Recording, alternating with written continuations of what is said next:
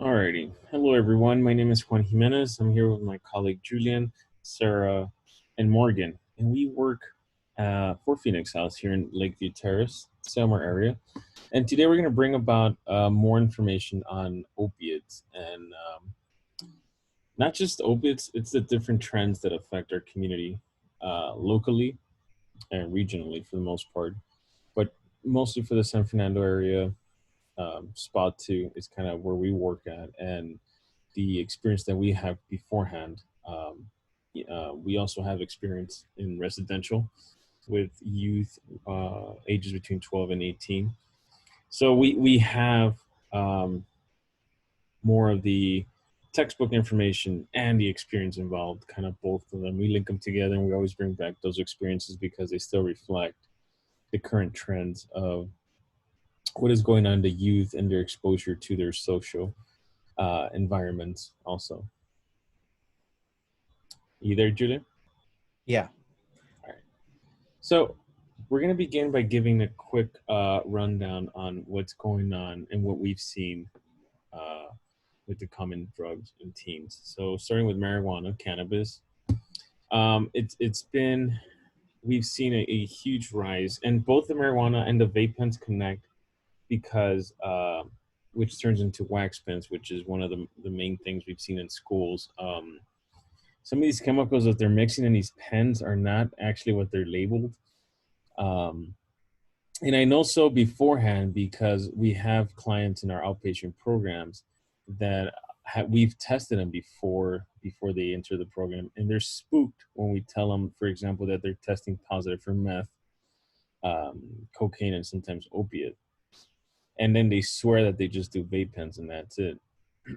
So this is a small sample size of what's going on where they're just mixing whatever chemicals they can into these oils, and these oils being sold clandestine. I mean, first of all, if a youth that's under 18 has these type of paraphernalia Substances. Yeah. substances, it's illegal ones. So whoever their source was and acquired, it was acquired through illegal means.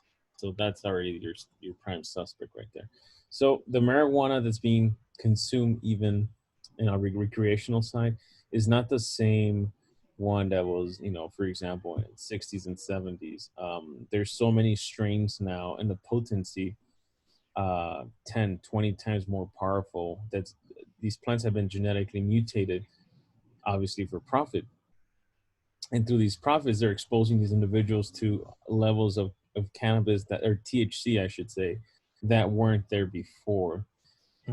Why aren't we seeing any problems? Because the problems are barely arising, and through studies and through individuals showing up with pulmonary issues, respiratory issues, then little by little the effort's going to be done to actually catalog everything, Hmm. all the issues that are going on with these We did see a small issue last year with the THC vape pens, because you can put so many different kinds of substances in the THC vape pen. It's just oil. So what they could do is dilute it or add other substances to it to make it more or less powerful or to give different feelings.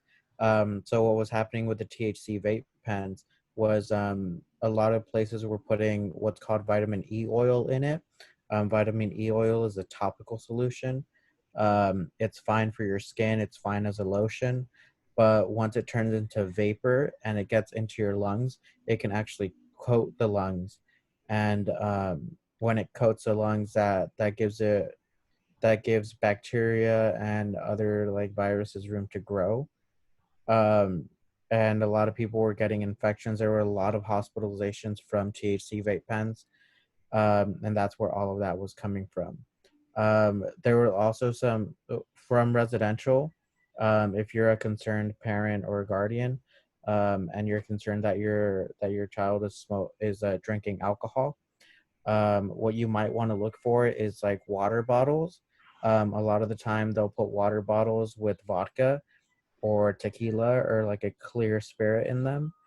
Um, if you shake it, the bubbles in water will go away pretty quick, and the bubbles in like vodka and tequila will actually remain a lot longer. It'll look like it has maybe like soap in there or something like that. And so that's how you would be able to tell. And then we're also seeing a lot of Xanax use, because a Xanax prescription is very popular right now.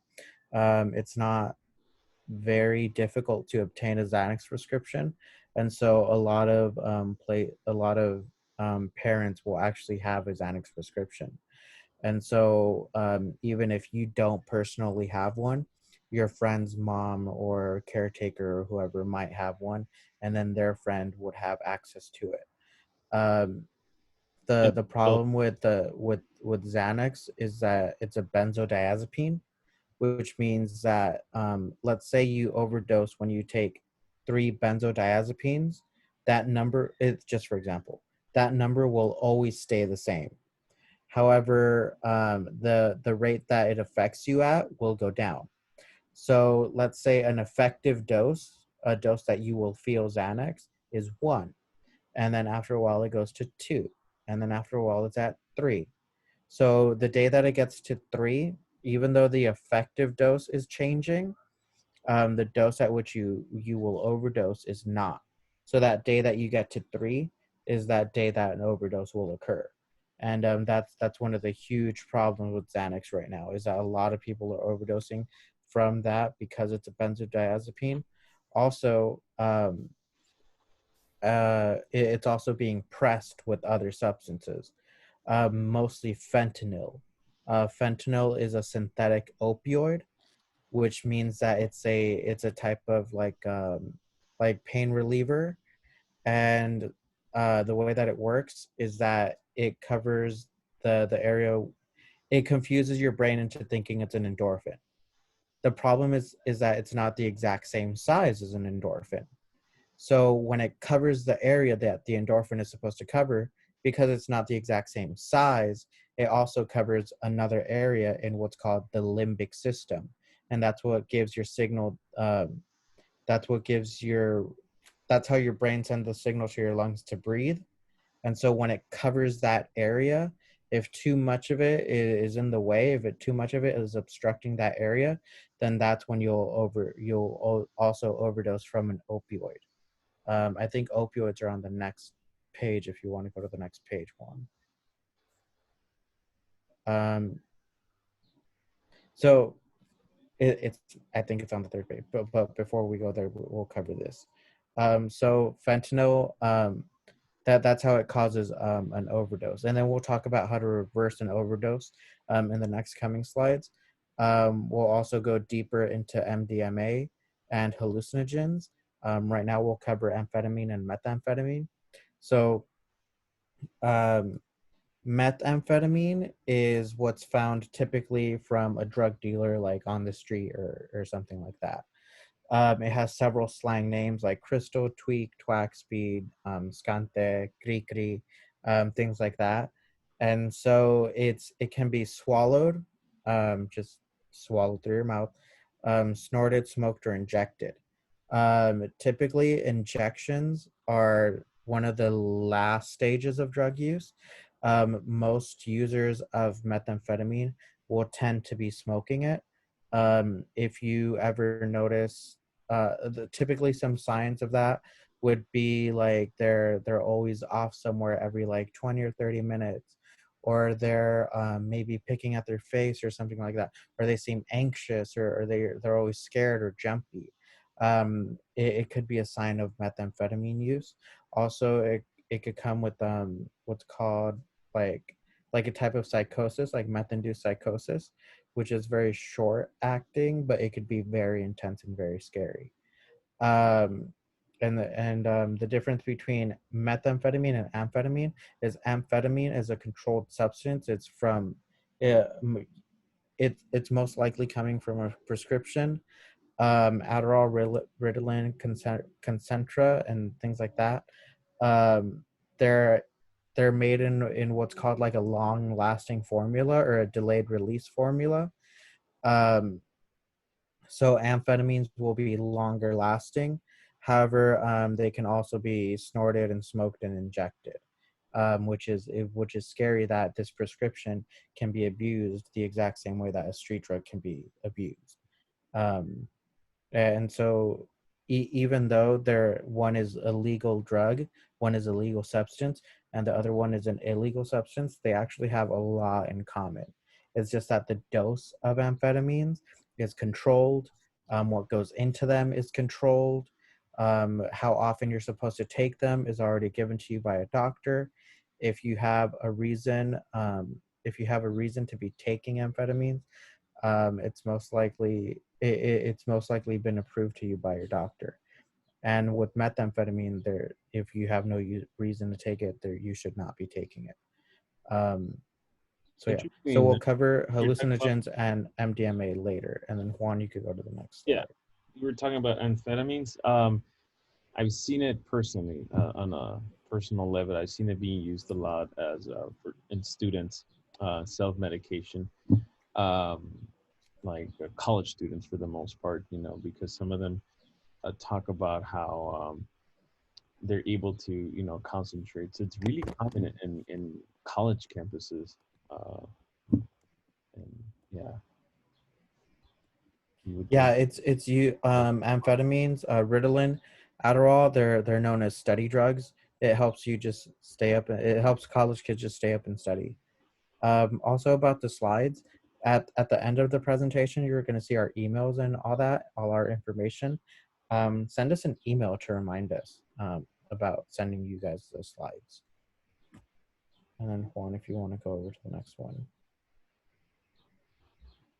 Inhalants like solvents, paint thinners, or aerosol propellants.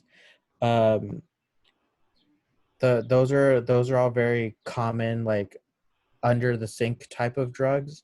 Most people have them like under their sink in the kitchen, or they'll have them in the garage or something. Most uh, most drug use from children comes from inhalants. So it just because it's so easily accessible.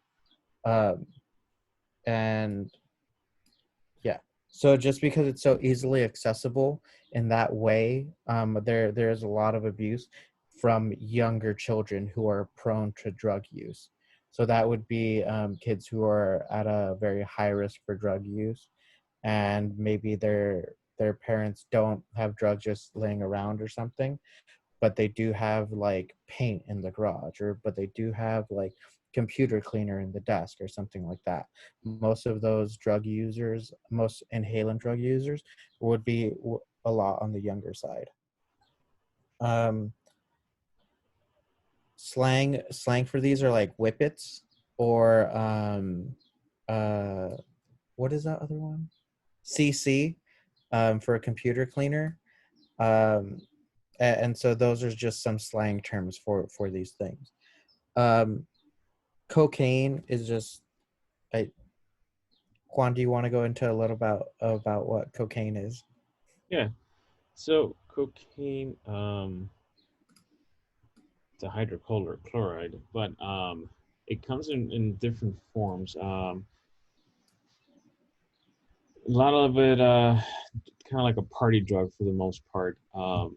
It could be swallowed, smoked, snorted, and injected. But you know, usually the kids when they talk about these drugs, they'll never call it by their name, cocaine. They'll call it usually, like crack or China, and rock would be the other one, and that's how usually it's identified for the most part. And Yeah. continue. So crack and cocaine are actually pretty much the same drug, except you smoke crack and you snort cocaine. Those are the two differences between the two. You want me They're to put they're my headphones on? they're made slightly differently, in the sense that what they're added to, what the additives in them, but they are the same substance. They are both cocaine hydrochloride. And then continue with the opiates, which is the reason why our program is up. Just to give you a quick background, our program, which is your Youth Opioid Response, it's the first program in the state of California that solely was designed to curve and educate individuals, especially the youth, which is our target audience in opiates. And so when we talk about opiates, the youth, we have to bring about the ones that they know, that they've heard either on music or lyrics or movies or stuff. Because when the opiates is the umbrella term, but they've heard of Percocet. There's a song about Percocet. There's a song about oxys, Narcos. You have, like, for example, individuals that had overdose, like Little Peep, that would talk about oxys, right, Julian?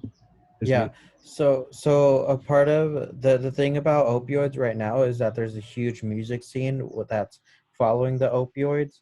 Like how Juan was mentioning Lil Peep. Um, so there's a lot of individuals in that music scene that have overdosed and died from opioid pills. It's very important that if you guys are worried about someone who might be taking opioids, that you know the slang terms for them. So if you ever hear someone mention perks, oxys, Vikes, hydros, Norcos, Vicks, 357, tabs, Watsons, any of those listed down at the bottom, those are all opioids.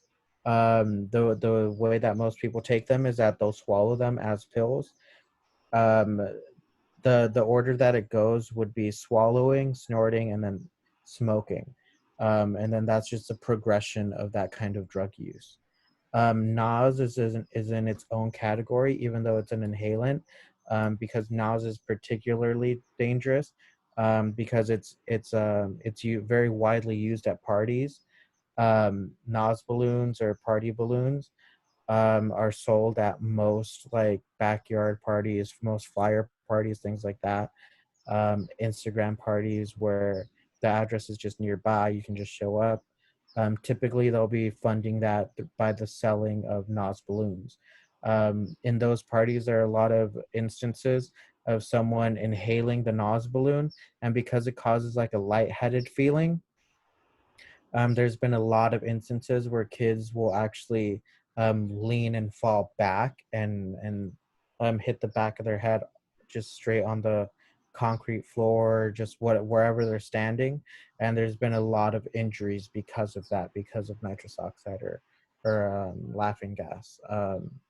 And so we just wanted to include that, just to include that little piece of if you do have like young people in your life, or if you're serving the community in some way and there's a young person who goes to parties, typically they will run into Nas balloons or someone selling Nas balloons. And if they do decide to take them, um, the danger is not necessarily from them overdosing on the Nas balloon, but more the effects of what happens when they're taking the Nas balloons, like them getting hurt in some other way. Hmm. Yeah, like passing out and like hitting their frontal lobe or something like that, and Yeah. permanent damage. That's how usually those big accidents happen. Continuing on, promethazine with coding is also one of those that they'll listen to in their songs. If you guys ever have a chance to just put any artists, is Takashi one of them that talks about it too? Yeah, they're into like drank and lean and scissor and all that stuff. Some of these slang terms are a little bit older than the other slang terms. For example, syrup or scissor is a little bit older of a name for lean or drink. So usually it's mixed with Sprite or Jolly Ranchers or something like that, and it's just drank. It can just be just consumed by drinking. Um, it's that industry has calmed down a little bit because lean is harder to get now. You need it's prescription only and all that, and typically it'll be one bottle per use, and so it's expensive. It's hard to get, um, and so that scene in general has calmed down a little bit, but it still is something that we wanted to mention. Also, because it is codeine is an opioid. It can do the same thing where it could suppress breathing. And when it's mixed with alcohol, that effect magnifies because alcohol is a depressant as well. And there have been a lot of people in the music industry that have died from a combination of alcohol poisoning and an overdose on codeine. The next two are bath salts and spice. So both of those are synthetic analogs. America has what's called the Synthetic Analog Act, which means that any substance that is supposed to be similar to like any controlled substance like marijuana or THC or methamphetamine, it's already illegal before it has been created. So bath salts and spice, the way that they got around that initially was labeling them as not for human consumption and then selling them as what it is, like spices or bath salts. However, that's not what they actually are. Um, so some of the names for bath salts are like Arctic Blast or Aura, Avalanche, Bliss, Blizzard. Those are all like the names that they're under, that they're sold as, but they are all bath salts. The problem with bath salts is that they cause something similar to meth-induced psychosis. And typically it'll be a very violent reaction. If you There's been a lot of cases coming from like Florida of someone being on bath salts and then attacking someone else. Most of those very violent sudden attacks from an unexpected person are bath salts cases.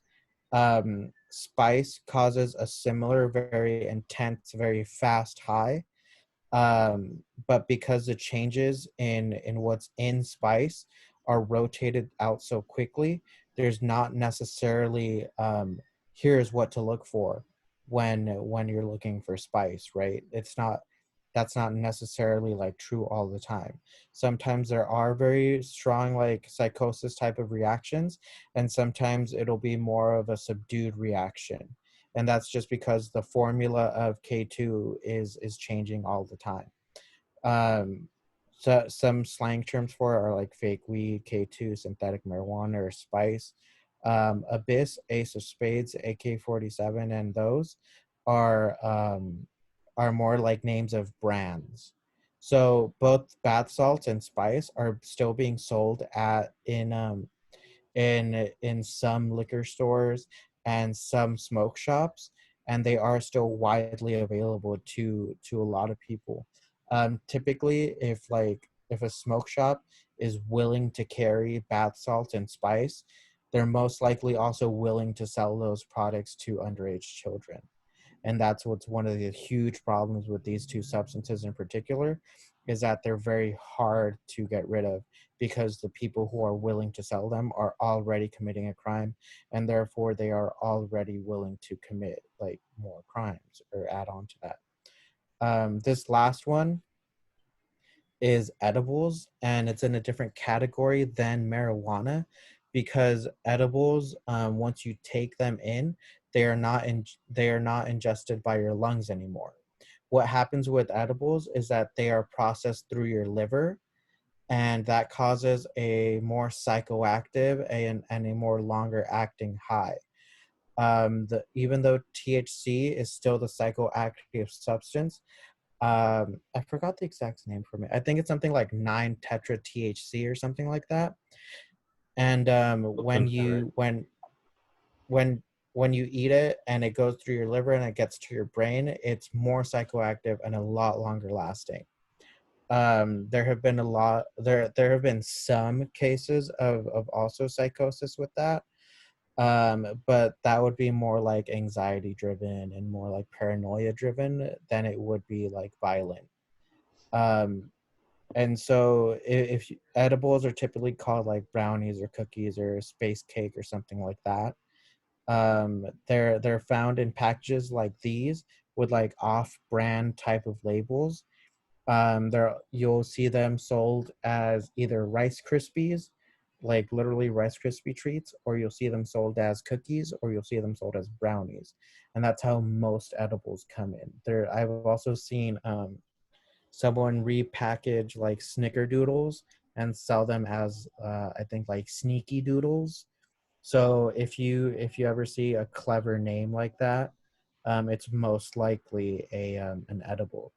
And they're sold like that just to make them more attractive to the youth. One, and the second danger that's really big with edibles is because their effect. We all have different metabolisms, and these foods have to metabolize in order to be ingested into our bodies. So, some of them think, oh, I'm not feeling anything. It's been an hour, so they'll keep eating different ones, and then it's gonna come in one solid hit, and it affects people different ways. Some people might have hallucinations, psychosis, and etc. So they are really dangerous, even though they might like labels are designed to make them look very familiar to like Twix and Hershey's and Butterfingers, but they're not. They contain marijuana in essence. Go ahead, Julie. And also because there is no like certifying body that makes these edibles. It can say something like, oh, 1 milligram of THC, but actually it'll have like 100 or something like that. It'll be more or less potent than that, just because there is no type of regulation, there is no certifying body, there is no one overseeing entity that is in charge of ensuring the products that are being made. And so most products that are made are like in someone's bath, in someone's kitchen or something like that, and then they're sold at these shops, at these dispensaries, and there's no like quality control behind them. All right, so just coming back to opiates now, we want to bring to you some statistical information. So 180 people are dying of overdosing on opiates, and that has to do with a lot of the pills being pressed. So they're trying to make medicinal looking medicines like Xanax and um, and all these other pills, and they're not what they are. They are mixed chemicals that we don't know exactly what they have. So they're really dangerous. So now we're going to focus a little bit more on uh, the party drugs that they call it. And it's mostly found for the most part in like raves, parties, and because of its price, it's so cheap, and the reputation that it has. These drugs are really potent, strong, and dangerous for the most part. Go ahead, Julia. Yeah, so the first one we're going to be covering is ecstasy, and then this is just some things that you should know about MDMA. And then Juan, you can go to the next slide. Um, so this is just what is in ecstasy, what's in MDMA. So this is the actual chemical compound name. It's called 3,4 methylene dioxymethamphetamine. So that's just its chemical compound name. What happens when you take that is that most of the time you'll feel some kind of altered sensation. You'll feel more. A lot of the kids that would take it would report feeling like amped up or something like that. They also felt more connected to everything, um, and all the effects were reported to begin within 30 to 45 minutes of taking it, and depending on the dose of it, would last anywhere from 3 all the way up to 8 hours. And Juan, you can go to the next one. And it's just basically like depending on how much of that chemical was in it, or what other binding agents were in it, would depend on how long it would be active. So um what MDMA does is that it goes into the brain and it blocks certain neurotransmitters from being reabsorbed. It particularly affects serotonin, and that chemical is in charge of appetite, sleep, memory, learning, and mood. A lot of users will report not being able to sleep, or having a poor memory, or not even remembering anything, or a bad mood after. And then that's actually because Juan, if you go to the next slide, That's actually because that part of the brain was being like almost cut out, like chemically blocked. So these are just a few more ways of like specifically what it does. So when taken in an effective amount, which means um, a dose that is big enough to be felt, basically, massive amounts of serotonin as well as dopamine and norepinephrine are released, which causes feeling such a popular party drug in general. Um, because most people, like when they go to parties or when they go wherever, they want to feel a sense of happiness and social connections and things like that. So that's what they're looking for. That's what MDMA provides, right? And Juan, you could go to the next one. Some of the impacts of its use are that as your cells work to reuptake the serotonin, then your brain will actually work even faster to absorb that massive amount that was released. So that causes a deficit in the brain once it's back to its typical state of functioning, or once all that drug has been reabsorbed. And then there's another paragraph one if you click again. So and then one more time, Juan. So in your brain, after you've taken it, because there's less serotonin, then that can lead to a severe withdrawal. And most of the time, what has been reported is an extremely negative mood. Like I hate everything, or I don't want to be anywhere. I want to be in my room or something like that. That's what's been reported when ecstasy was taken.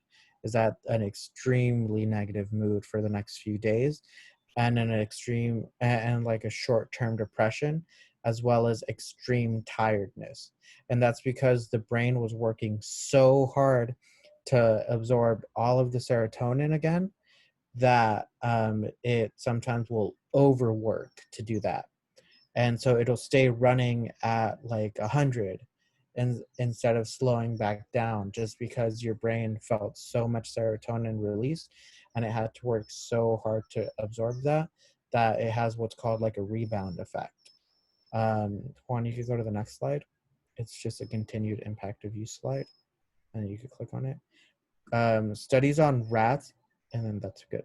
So studies on rats and monkeys have shown that even small amounts of MDMA can actually like chemically burn the nerve endings that are involved in the release and reuptake of serotonin, and that can cause permanent brain damage in that way. So basically what ecstasy does is that you're like borrowing happiness that you're going to feel later, and you're using it all right now, but you're not going to be able to completely repair or undo any of that damage that's being caused. And then some of the dangers, I think, is the next one, Juan. So the problem with MDMA is that it's actually cut with a lot of other substances. It, just like other pressed pills are, it can be cut with a number of different things. Mostly it's going to be cut with methamphetamine. And then Juan, if you click on the next slide, it should be there. So methamphetamine, just again, it's relatively cheap and very easily accessible. It's also highly addictive, and most people will, if they get methamphetamine in their MDMA pills, they'll go back to that user. Oh wow, this drug dealer had a really powerful kind of ecstasy. I really liked it, but little do they know it was cut with methamphetamine. Some users report like feelings of like bugs crawling on them, or like running into a spider web and like webs being on their face. That's what a lot of users report after their initial dose. Um, Also, a similar substance is called PMA or PMMA, and that's also found in ecstasy. It also increases the heart rate, it increases breathing and blood pressure, but it just takes a lot longer to kick in. Some users also experience hallucinations and the same feelings of closeness, but there's also muscle spasms, nausea, and vomiting that come along with it.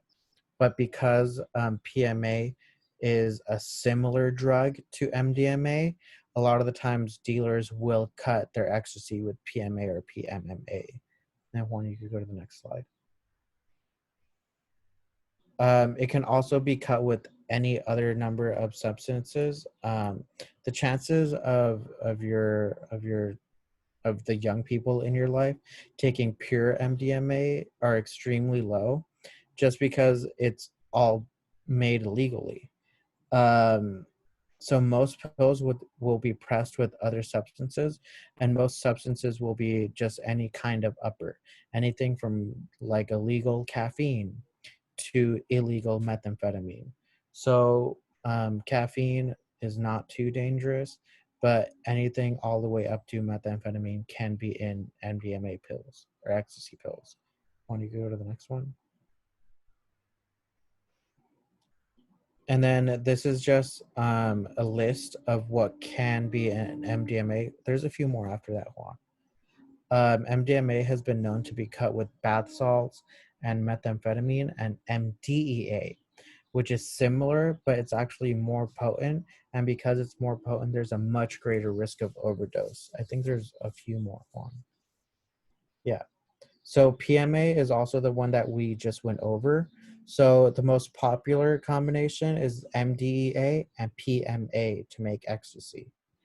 And both of those drugs combined kind of counter out the negative things in each of them, and they produce a more similar effect to pure MDMA, which is why they're cut in that drug. But because both of these drugs have side effects, those side effects are extremely dangerous. And then Juan, you could go to the next one. And just click. So a little bit unlikely, but it was just worth mentioning enough that I put it in, is that fentanyl can also be found in some MDMA tablets. However, it's unlikely because fentanyl is an opioid, like we mentioned earlier. And what that means is that it sort of has like an opposite effect to MDMA. So they'll like be sleepier, they'll be calmed down or relaxed, but then they'll also and then that'll be like the fentanyl in the substance that they took. And then another effect would be whatever MDMA substitute is in the pill, which is making them feel hyper or aware. And when people take that, when that's clearing out of their system, they'll feel very uncomfortable. They'll feel like what's called withdrawal, and most of the time they'll be very irritable and just generally like uncomfortable, like they can't sit comfortably, they can't stand comfortably, and they're going to feel that way until they return to their baseline, to their normal acting behavior. Then Juan, you could click on the next one. These are some symptoms of an overdose. So this is what an overdose from MDMA will look like. And so it's going to look like nausea and vomiting, significant signs of overheating and dehydration, psychotic behaviors, even like paranoid delusions, maybe a heart attack, a stroke, potential seizures, allergic reactions, and significant other significant overdose effects, just because so many other drugs can be in MDMA or ecstasy. And then Juan, you could go to the next slide. And then death from it will typically look like it'll typically look like a heat stroke. It'll look like kidney failure and heat stroke at the same time, and that's what happens from an overdose of MDMA. Really quick, you could go to the next slide, Juan. Does anybody have any questions about anything that we just mentioned? If you want, you could also type it in the chat, and we can get to that too. If not, let me just run through the next one. It's about LSD.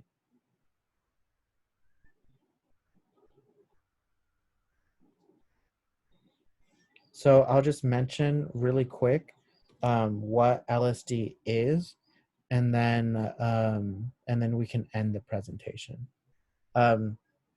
So you could go to the next slide, Juan. So LSD is it's a hallucinogen, and its effects also last anywhere from like 8 to 12 hours. And tolerance may occur, but most likely will not occur. You'll see dilated pupils and increased blood pressure.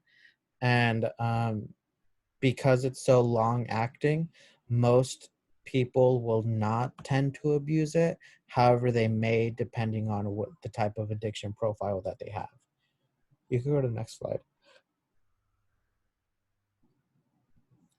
This is exactly how it works in the brain. Basically, the brain creates a fold.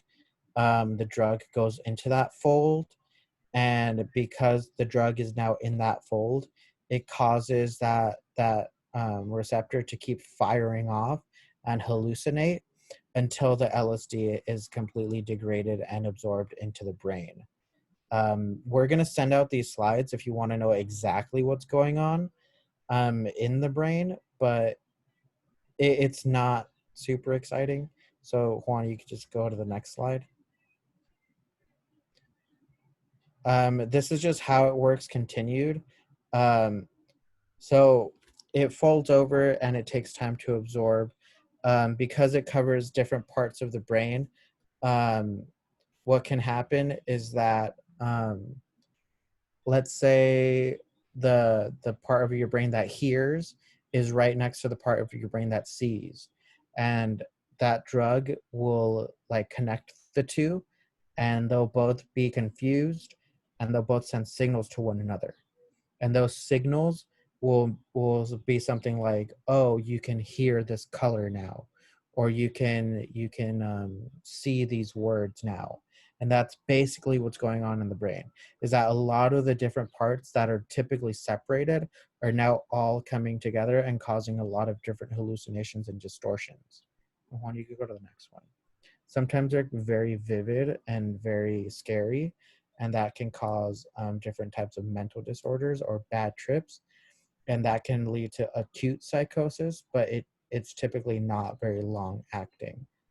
And then Juan, you could go to the next one.